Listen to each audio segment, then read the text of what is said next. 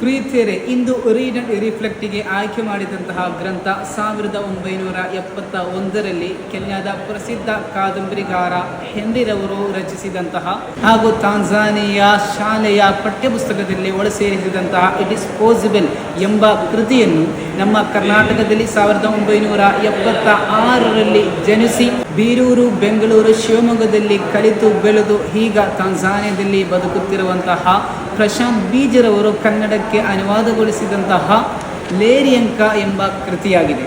ಕಾಡಿನ ಹುಡುಗನ ಓದಿನ ಹಾದಿಯನ್ನು ಇದು ಸಂಪೂರ್ಣವಾಗಿ ವಿವರಿಸುತ್ತಿದೆ. ತನ್ನ ಜಾನುವಾರುಗಳಾದಂತಹ ಹಸು, ಕುರಿ, ಮೇಕೆಗಳನ್ನು ತನ್ನ ಸ್ನೇಹಿತರೊಂದಿಗೆ ಗುಡ್ಡ ಕಾಡುಗಳಿಗೆ ಹೊಡೆದುಕೊಂಡು ಹೋಗಿ ಸಂಜೆ ಮರಳಿ ಬರುವಂತಹ ಈತನ ದೈನಂದಿನ ಬದುಕಿನಲ್ಲಿ ಒಮ್ಮೆ ಬಿಳಿಯರ ದೂತರಾದಂತಹ ವಸಿಕರು ಬರುತ್ತಾನೆ. ಇದನ್ನು ಕಂಡಂತಹ ತಂದೆಯು ಮಗನೊಂದಿಗೆ ಹೇಳುತ್ತಾರೆ, ಬಿಳಿಯರ ದೂತ ಬರುತ್ತಿದ್ದಾರೆ.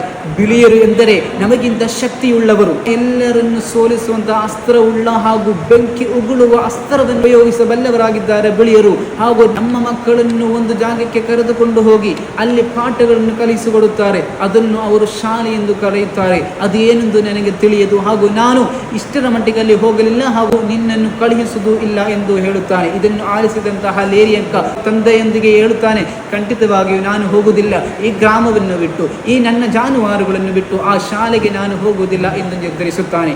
ಆದರೆ ಮರುದಿನ 4 ಮಂದಿ ಮಕ್ಕಳನ್ನು ಕರೆದುಕೊಂಡು ಹೋಗಲು ಗ್ರಾಮಕ್ಕೆ ಬರುತ್ತಾರೆ. ಇದನ್ನು ಕಂಡಂತಹ ಎಲ್ಲ ಗ್ರಾಮದ ಮಹಿಳೆಯರು ಕಿರುಚುತ್ತಾ ಕೂಗಾಡುತ್ತಾ ನನ್ನ ಮಕ್ಕಳನ್ನು ಆ ಶಾಲೆಗೆ ಕಳುಹಿಸುವುದಿಲ್ಲ ಎಂದು ಹೇಳಿ ಗುಡ್ಡಗಾಡುಗಳಿಗೆ ತಮ್ಮ ಮಕ್ಕಳ ಕೈಗಳನ್ನು ಎಳೆದು ಅವಿತುಕೊಳ್ಳುತ್ತಾರೆ. ಆಗ ಆ ಗ್ರಾಮದಲ್ಲಿದ್ದಂತಹ ಗಂಡಸ್ತರು ಪರಸ್ಪರ ಚರ್ಚೆ ಮಾಡುತ್ತಾರೆ, ಯಾಕೆ ನಮ್ಮ ಮಕ್ಕಳನ್ನು ಆ ಶಾಲೆಗೆ ಕಳುಹಿಸಬೇಕು? ನಮ್ಮ ಮಕ್ಕಳು ಶಾಲೆಗೆ ಹೋದರೆ ಈ ಜಾನುವಾರುಗಳನ್ನು ಯಾರು ನೋಡುವುದು?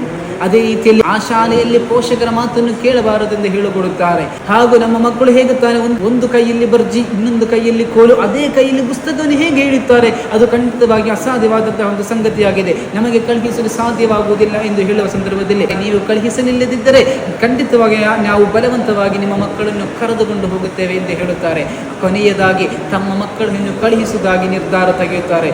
ಹಾಗೂ ಕೊನೆಯದಾಗಿ ಮಕ್ಕಳು ಶಾಲೆಗೆ ತಲುಪುತ್ತಾರೆ. ಅಲ್ಲಿ ತಮ್ಮಂತೆಯೇ ಮಕ್ಕಳು ಕಲಿಯುತ್ತಿದ್ದಾರೆ, ಆಟವಾಡುತ್ತಿದ್ದಾರೆ, ತಮಗೆ ಬೇಕಾದಂತಹ ರೀತಿಯಲ್ಲಿ ಬದುಕುತ್ತಿದ್ದಾರೆ. ಇದನ್ನು ಕಂಡಂತಹ ಲೇರಿಯಂಕ ಸಂತೋಷ ಪಡುತ್ತಾನೆ. ಆದರೆ ಲೇರಿಯಂಕನ ಜೊತೆ ಬಂದಂತಹ ತನ್ನ ಸ್ನೇಹಿತನಾದಂತಹ ಲೆಕ್ಕಕನಿ ಆಗಲೂ ಸಹ ತನ್ನ ಜಾನುವಾರುಗಳನ್ನು, ತಮ್ಮ ಗ್ರಾಮಸ್ಥರನ್ನು, ತಮ್ಮ ಗ್ರಾಮವನ್ನು ನೆನೆಯುತ್ತಾ ಬೇಸರ ಪಡುತ್ತಿರುತ್ತಿದ್ದಾನೆ. ಶಾಲೆಯ ಪ್ರಥಮ ದಿನ ಈ ಎಲ್ಲ ಮಕ್ಕಳು ಗಾಬರಿಯೊಂದಿಗೆ ಅಲ್ಲಿ ನಡೆಯುವಂತಹ ಎಲ್ಲ ಚಟುವಟಿಕೆಗಳನ್ನು ನೋಡುತ್ತಾ ಗಾಬರಿಯೊಂದಿಗೆ ನಿಲ್ಲುತ್ತಾರೆ. ಆದರೆ ಲೆಕ್ಕಗನಿಯು ಇಲ್ಲಿಂದ ಹೇಗಾದರೂ ಪಾರಾಗಬೇಕು ಎಂದು ಯೋಚಿಸುತ್ತಾ ಕೊನೆಗೆ ಪಾರಾಗಿ ಹೋಗುತ್ತಾನೆ. ಕೊನೆಗೆ ಲೇರಿಯಂಕ ಶಾಲೆಯಲ್ಲಿ ಉಳಿಯುತ್ತಾನೆ. ಹಾಗೂ ಲೇರಿಯಂಕನಿಗೆ ಅಲ್ಲಿನೆಲ್ಲ ಚಟುವಟಿಕೆಗಳು, ತನ್ನ ಶಿಕ್ಷಕರು, ಶಿಕ್ಷಣವನ್ನು ಇಷ್ಟಪಡುತ್ತಾನೆ. ಕೊನೆಗೆ 1 ವರ್ಷದಲ್ಲಿ ಸಿಗುವಂತಹ 1 ತಿಂಗಳಿನ ರಜೆಯಲ್ಲಿ ಲೇರಿಯಂಕ ತನ್ನ ಗ್ರಾಮಕ್ಕೆ ಮರಳಿ ಹೋಗುತ್ತಾನೆ. ಅಲ್ಲಿ ಹೋಗುವ ಸಂದರ್ಭದಲ್ಲಿ ತಂದೆ ತಾಯಿ ಯಾರು ಅಲ್ಲಿಲ್ಲ, ತನ್ನ ಜಾನುವಾರುಗಳು ಸಹ ಅಲ್ಲಿ ಇಲ್ಲ. ಅಲ್ಲಿ ಕೇಳಿದ ಸಂದರ್ಭದಲ್ಲಿ ಆ ಗ್ರಾಮದ ಮುಖ್ಯಸ್ಥ ಹೇಳುತ್ತಾನೆ, ತನ್ನ ತಂದೆ ತಾಯಿಯು ಇಂತಹ ಒಂದು ಗ್ರಾಮಕ್ಕೆ ಹೋಗಿದ್ದಾರೆ, ನಿನಗೆ ಅವರನ್ನು ಭೇಟಿಯಾಗಬೇಕಾದರೆ ಅಲ್ಲಿ ಹೋಗಬೇಕು. ಹಾಗೆ ಲೇರಿಯಂಕ ಇದನ್ನು ಕೇಳಿ ಆ ಗ್ರಾಮಕ್ಕೆ 1-2 ದಿನ ಸಮಯವನ್ನು ಕಳೆದು ಆ ಊರಿಗೆ ಹೋಗುತ್ತಾನೆ. ಆ ಗ್ರಾಮಕ್ಕೆ ಹೋಗಿ ತಲುಪಿದ ಲೇರಿಯಂಕ ತನ್ನ ತಂದೆ ತಾಯಿಯನ್ನು ಕಂಡು ಮಾತನಾಡಲು ಪ್ರಾರಂಭಿಸುವಾಗ ತಂದೆ ತಾಯಿ ಆಶ್ಚರ್ಯಗೊಂಡು ಹೇಳುತ್ತಾನೆ, ಲೇರಿಯಂಕ, ಖಂಡಿತವಾಗಿಯೂ ನೀನು ಮರಳಿ ಬರುತ್ತೀಯಾ ಎಂದು ನಾವು ಚಿಂತಿಸಲಿಲ್ಲ, ಯೋಚಿಸಲಿಲ್ಲ ಎಂದು ಹೇಳಿ, ನೀನು ಯಾವಾಗಲೂ ನಮ್ಮನ್ನು ಬಿಟ್ಟು ಹೋಗಬಾರದು. ನಿನಗೆ ಜಾನುವಾರುಗಳಿವೆ, ನಿಮಗೆ ಈ ಗ್ರಾಮವಿದೆ, ಈ ಗ್ರಾಮದಲ್ಲಿ ನೀನು ನೆಲೆಸಬೇಕು, ಹಾಗೂ ತಂದೆ ತಾಯಿಯರೊಂದಿಗೆ ನೀನು ಸಮಯ ಕಳೆಯಬೇಕು ಎಂದು ಹೇಳುತ್ತಾ ನಿರ್ಧಾರವನ್ನು ತೆಗೆಯುತ್ತಾರೆ. ಆದರೆ ಲೇರಿಯಂಕನಿಗೆ ಈ ನಿರ್ಧಾರದಲ್ಲಿ ಇಷ್ಟ ಇರುವುದಿಲ್ಲ. ಕೊನೆಯದಾಗಿ ಲೇರಿಯಂಕನನ್ನು ನಗರಕ್ಕೆ ಅರುಷಕ್ಕೆ ಕಳುಹಿಸುತ್ತಾರೆ. ಈ ಅರುಷಕ್ಕೆ ಹೋಗುವ ದಾರಿಯಲ್ಲಿ ಲೇರಿಯಂಕನು ಸಾಯಿ ಹಾಗೂ ಆತನ ಸ್ನೇಹಿತರನ್ನು ಭೇಟಿಯಾಗುತ್ತಾರೆ. ಹಾಗೂ ಸಾಯಿಯ ಮನೆಯಲ್ಲಿ 3 ದಿನ ತಂಗುತ್ತಾರೆ. ಒಂದು ದಿನ ಸೂಟು ಬೂಟು ಹಾಕಿದಂತಹ ಓರ್ವನನ್ನು ಲೇರಿಯಂಕ ಭೇಟಿ ಮಾಡುತ್ತಾನೆ. ಹಾಗೂ ಆತನೊಂದಿಗೆ ಕೇಳುತ್ತಾನೆ, ನೀನು ಯಾರು ಎಂದು ಕೇಳುವಾಗ ಆ ಸಂದರ್ಭದಲ್ಲಿ, ನಾನು 14 ವರ್ಷ ಮುಂಚೆ ಇದೇ ಗ್ರಾಮದಲ್ಲಿ ಶಾಲೆಗೆ ಹೋಗಿ ಶಿಕ್ಷಣವನ್ನು ಪಡೆದು ಪದವಿ ಪಡೆದು ಈಗ ಈ ಗ್ರಾಮಕ್ಕೆ ಮರಳಿ ಬಂದಿದ್ದೇನೆ ಎಂದು ಹೇಳುವ ಸಂದರ್ಭದಲ್ಲಿ, ನನಗೂ ಸಹ ಈ ನಗರಕ್ಕೆ ಹೋಗಿ ಶಿಕ್ಷಣವನ್ನು ಪಡೆಯಬೇಕು ಎಂಬ ಆಗ್ರಹವಿದೆ ಎಂದು ಈ ಆಶೆಯನ್ನು ತೋರ್ಪಡಿಸುವಾಗ ಆ ವ್ಯಕ್ತಿಯು ಒಂದು ಪತ್ರವನ್ನು ಬರೆದು, ಈ ಪತ್ರವನ್ನು ಆ ನಗರದಲ್ಲಿರುವಂತಹ ಒಂದು ಶಾಲೆಗೆ ನೀನು ಕೊಟ್ಟರೆ ನಿನ್ನನ್ನು ಅವರು ಆಯ್ಕೆ ಮಾಡುತ್ತಾರೆ, ನಿನಗೆ ಅಲ್ಲಿ ಕಲಿಯಬಹುದೆಂದು ಹೇಳುತ್ತಾನೆ. ಹಾಗೆ ಆ ಪತ್ರವನ್ನು ತೆಗೆದು ಲೋರಿಯಂಕ ನಗರಕ್ಕೆ ಹೋಗಿ ನಗರದ ಶಾಲೆಯ ಪ್ರಾಂಶುಪಾಲರಿಗೆ ಪತ್ರವನ್ನು ಕೊಡುತ್ತಾನೆ.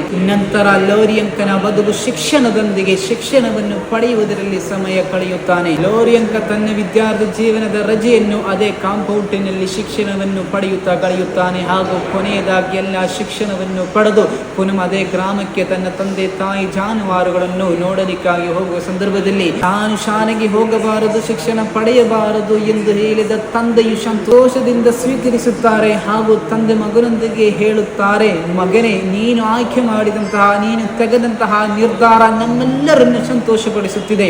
ಹಾಗೂ ನೀನು ಚಿಂತಿಸಿದಂತಹ, ಆಯ್ಕೆ ಮಾಡಿದಂತಹ ಇದೇ ಆಯ್ಕೆ ಎಲ್ಲರೂ ಆಯ್ಕೆ ಮಾಡಬೇಕು ಎಂದು ನಾನು ಆಶಿಸುತ್ತಿದ್ದೇನೆ ಎಂದು ತಂದೆ ತನ್ನ ಸಂತೋಷವನ್ನು ವ್ಯಕ್ತಪಡಿಸುತ್ತಾರೆ. ಹಾಗೂ ಕೊನೆಯದಾಗಿ ಹೇಳುತ್ತಾರೆ, ನಾವು ಗ್ರಾಮಸ್ಥರು ಚಿಂತಿಸಿದ ಒಂದು ವಿಷಯವಿದೆ.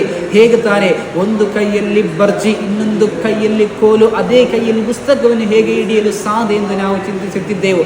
ಆದರೆ ಕೈಯಲ್ಲಿ ಬರ್ಜಿ, ಇನ್ನೊಂದು ಕೈಯಲ್ಲಿ ಕೋಲು, ಎರಡು ಕೈಯಲ್ಲಿ ಪುಸ್ತಕಗಳನ್ನು ಹಿಡಿಯಬಹುದೆಂದು ನೀನು ತೋರಿಸಿದ್ದೀಯಾ ಎಂದು ಸಂತೋಷವನ್ನು ಅವರು ತೋರ್ಪಡಿಸುತ್ತಾರೆ. ಪ್ರೀತಿಯರೇ, ನಾವು ಯಾವುದೇ ಬದುಕಿದರು, ಯಾವುದೇ ಕೆಲಸ ಮಾಡಿದರು, ನಮಗೆ ವಿದ್ಯಾಭ್ಯಾಸ ಖಂಡಿತವಾಗಿಯೂ ಬೇಕು ಎಂಬುದನ್ನು ಈ ಕಾದಂಬರಿ ನಮಗೆ ಒತ್ತಿ ಹೇಳುತ್ತಿದೆ. ಆದರೆ ಈ ಆಧುನಿಕ ಜಗತ್ತಿನಲ್ಲಿ ನಮ್ಮೊಂದಿಗೆ ನಮ್ಮ ಮಕ್ಕಳು ಕೇಳುವ ಒಂದು ಪ್ರಶ್ನೆ ಇದೆ. ಡಿಗ್ರಿ PGಯನ್ನು ಪಡೆದು ನಮಗೆ ಏನು ಸಿಗಬೇಕಿದೆ? ಅದನ್ನು ಬಿಟ್ಟು ಕೆಲಸಕ್ಕೆ ಹೋಗಿದರೆ, ಕೂಲಿ ಮಾಡಿದರೆ ದೈನಂದಿನವಾಗಿ ನಮಗೆ 1000-2000ವನ್ನು ನಾವು ದೈನಂದಿನವಾಗಿ ಗಳಿಸಬಹುದೆಂದು ಹೇಳುವ ಮಕ್ಕಳೊಂದಿಗೆ ನೀವು ವಿದ್ಯಾಭ್ಯಾಸ ಎನ್ನುವುದು ಹಣವನ್ನು, ವೇತನವನ್ನು ಗಳಿಸಲಿಕ್ಕಿಲ್ಲ.